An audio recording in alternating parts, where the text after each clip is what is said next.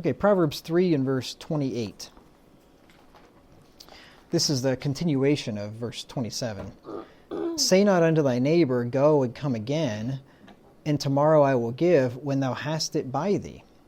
So in verse 27, it said to withhold not good from them to whom it is due when it is in the power of thine hand to do it.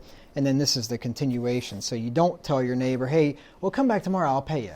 Whenever you've got the money there, you could pay him, but you just, I'd like to keep it for myself just in case. This is something that wicked people do. They they borrow and then they don't repay. Look at Psalm 37 and verse 21.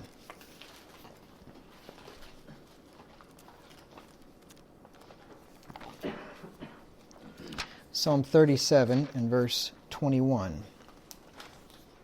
The wicked borroweth and payeth not again, but the righteous showeth mercy and giveth.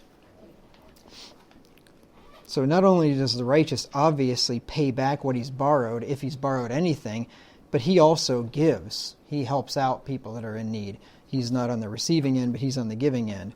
But the wicked, they take, and then they don't even pay back after they take it. So if we have money, if we have the money or the possessions we borrowed from somebody, then we should return it as soon as we are able. If you keep a borrowed item longer than you need it or longer than you agreed to keep it, it's tantamount to theft, is what it essentially is. Because if you agree to use it only as long as you need it, but then you decide, I'll just keep it, right? The guy let me borrow a nice jack, and I just figure I kind of need a jack, and he doesn't need it anyway, right? And I'll just wait until he comes asking for it. Maybe he won't ask for it, and I'll just keep it, right? Well, this is what this verse is talking about. Give it back, right? You don't keep something that's not yours. If we owe someone money for work done, then we should pay him and not delay. I'll give you a verse. We looked at a verse in Jeremiah. I'm going to give you one in Deuteronomy 24, 14 through 15.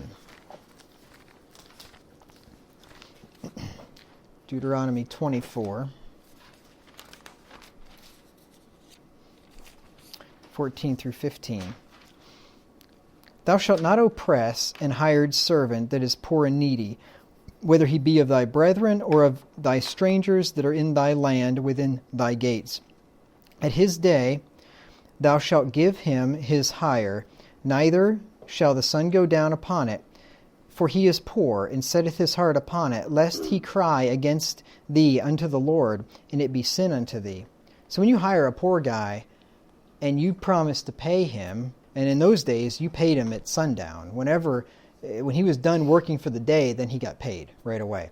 And that's why I say today it's usually 2 weeks. Some places are even a month. I've known of companies that are a month that you get paid. Is that military? Is it once a month? Yeah, I guess it is. The 15th and 30th. Oh, it's twice now. Okay, but once a month back when you were in there. Once a month back when you were in the military? I think it was once a month. Or the last day of the month.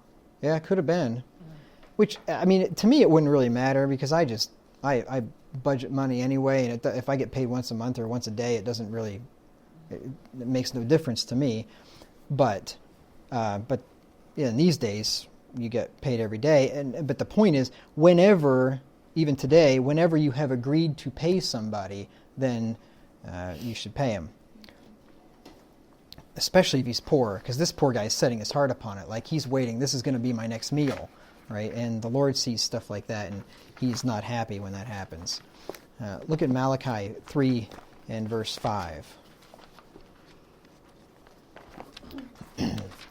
Malachi 3 and verse 5. The Lord says, "And I will come near to you to judgment, and I will be a swift witness against the sorcerers and against the adulterers," some bad people here, "against false swearers, and against those that oppress the hireling of his wages, the widow and the fatherless, and that turn aside the stranger from his right, and fear not me, saith the Lord of hosts." So the Lord's against them. And look at the people that somebody that is oppressing somebody of their wages, look at who they're lumped in with. Sorcerers, false swearers, adulterers. You're talking about some pretty nasty, seedy folks here. So it's no light matter to not pay somebody whenever they've done work for you. And to not pay somebody at the time agreed upon is theft. Leviticus 19 and verse 3. Leviticus 19 and verse 3. 19:13, there we go. Leviticus 19:13.